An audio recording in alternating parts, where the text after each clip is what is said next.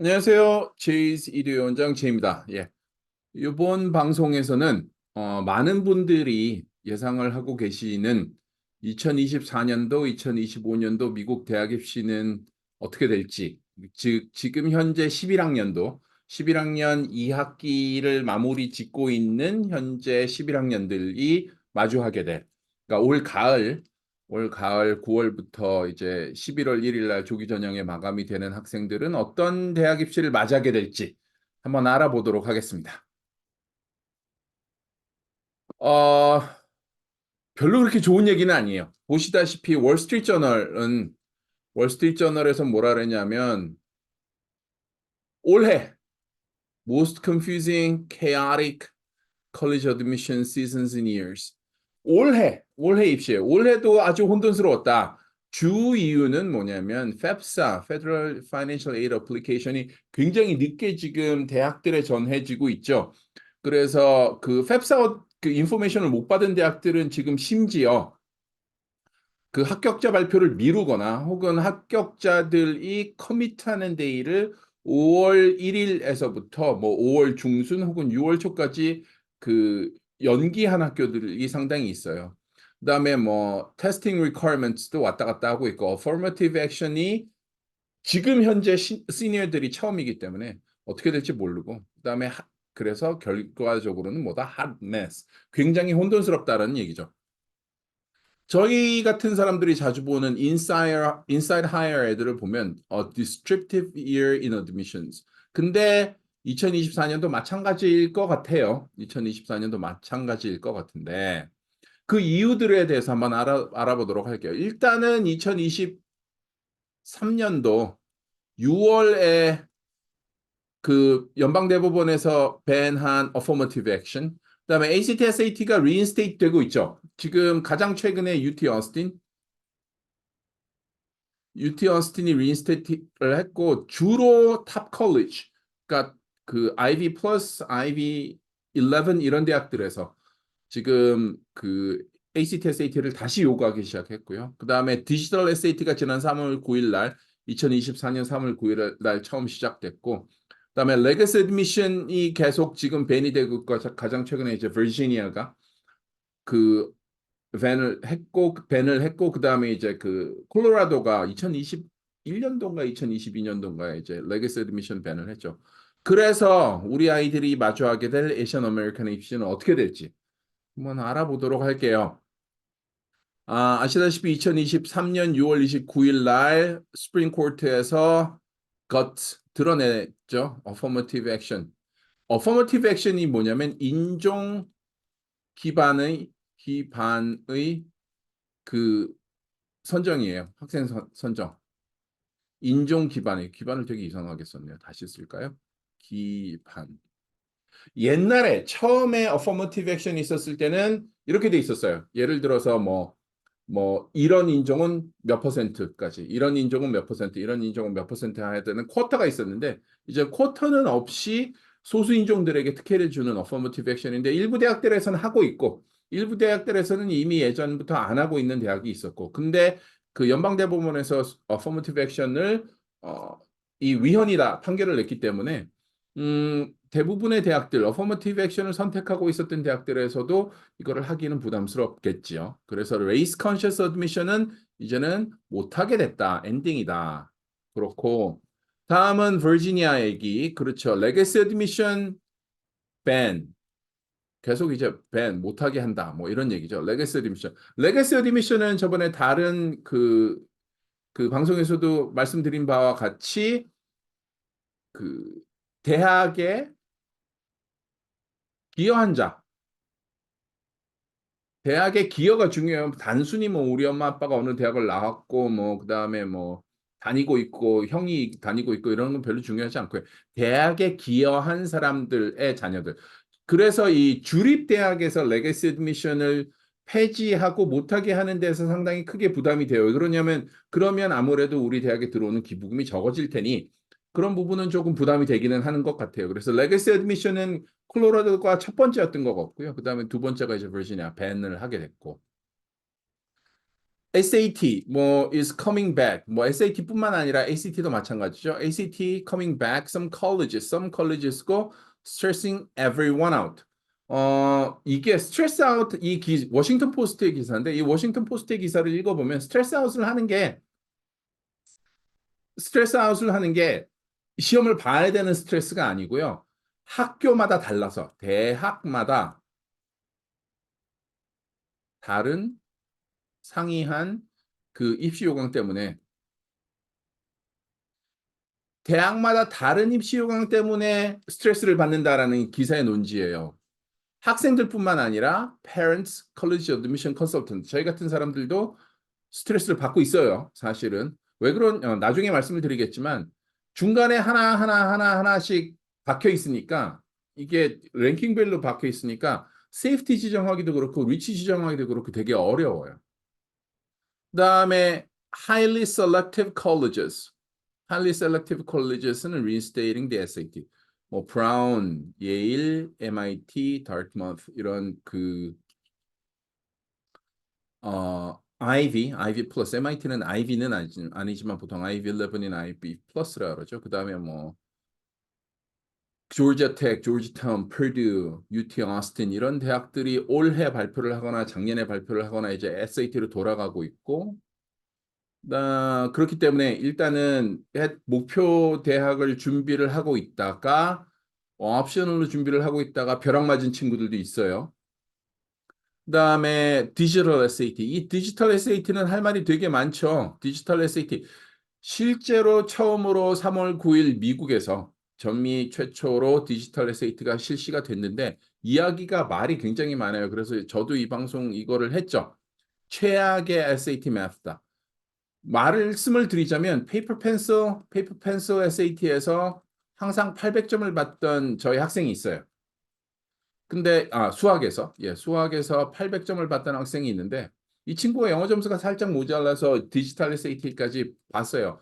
디지털이 아무래도 패시지 텍스트라 그러죠.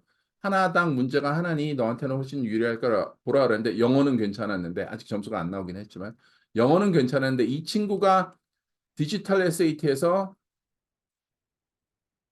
두 문제는 무슨 얘기를 하는지 나도 모르겠더라.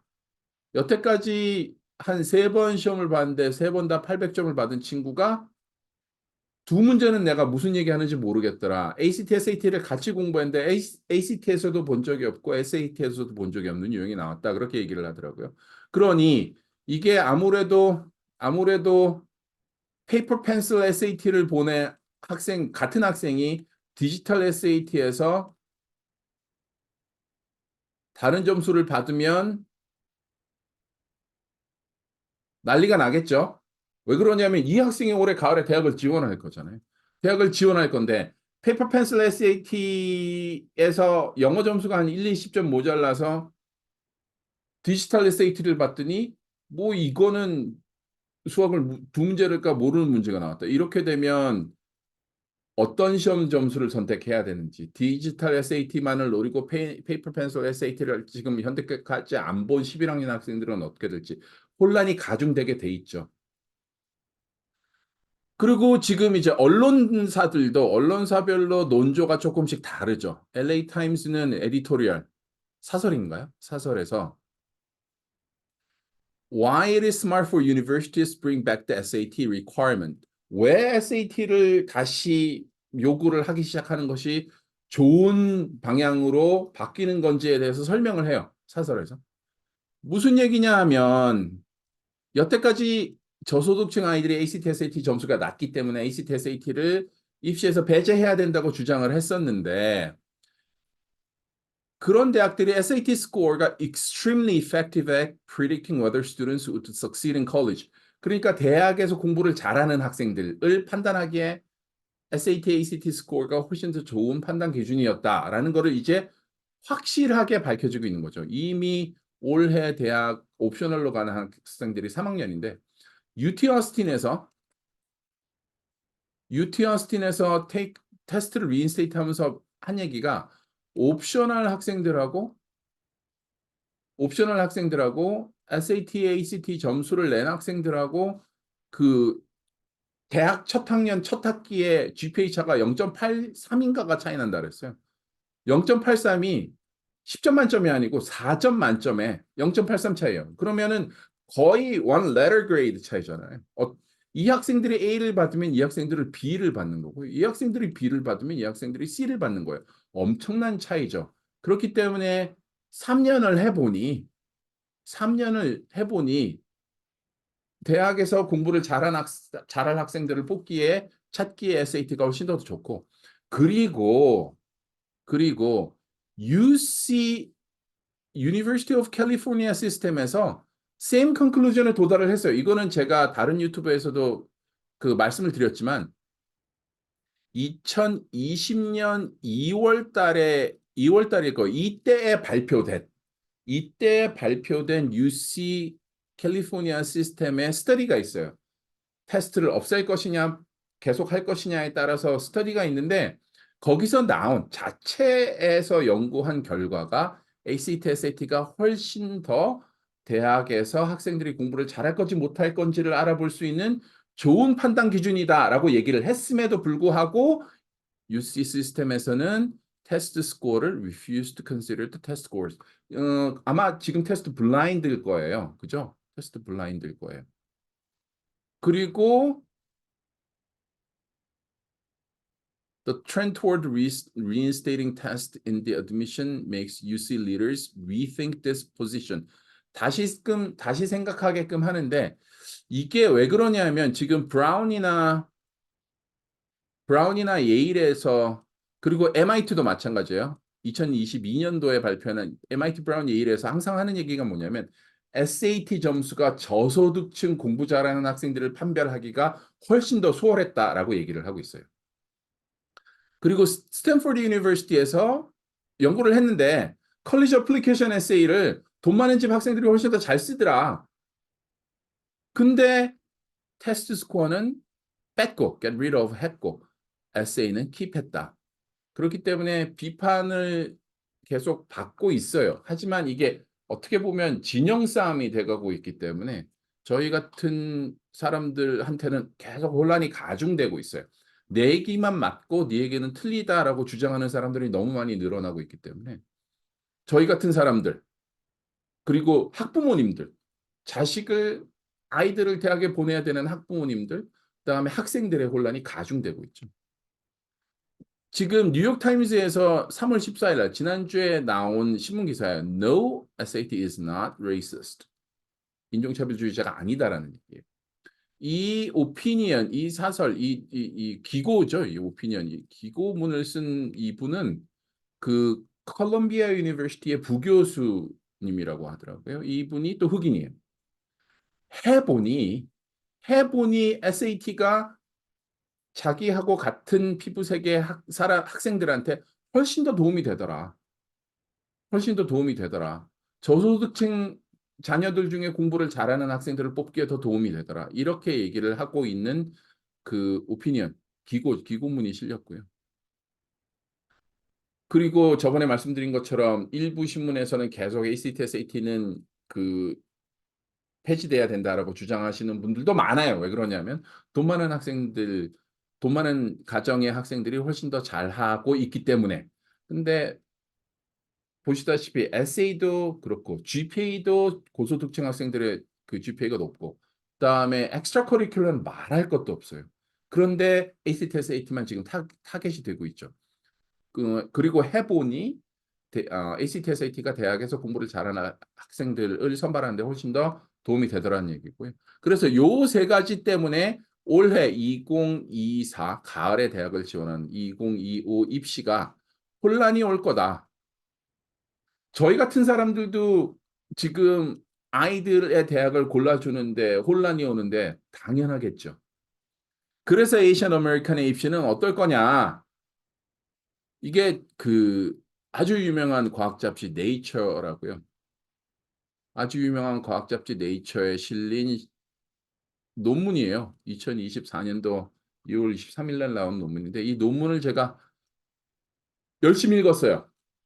열심히 읽었는데 지금 그 IB11이라고 얘기되는 학교들의 여러 가지들을 고려를 했더라고요. ACT, SAT 성적과 그다음에 합격을 했을 때 진학하는 확률, 그다음에 그 GPA 여러 가지를 고려를 해서 연구를 했는데 물론 에이시안을 다 똑같은 에이시안으로 두지 않고 뭐 그 동남아시아에 그서 온 학생들, 그다음에 이스트에이시아에서 온 학생들, 중국, 일본, 한국에서 온 학생들과 다 분류를 하기는 했어요. 하지만 11 highly selective colleges에서는 we found that 결론이죠.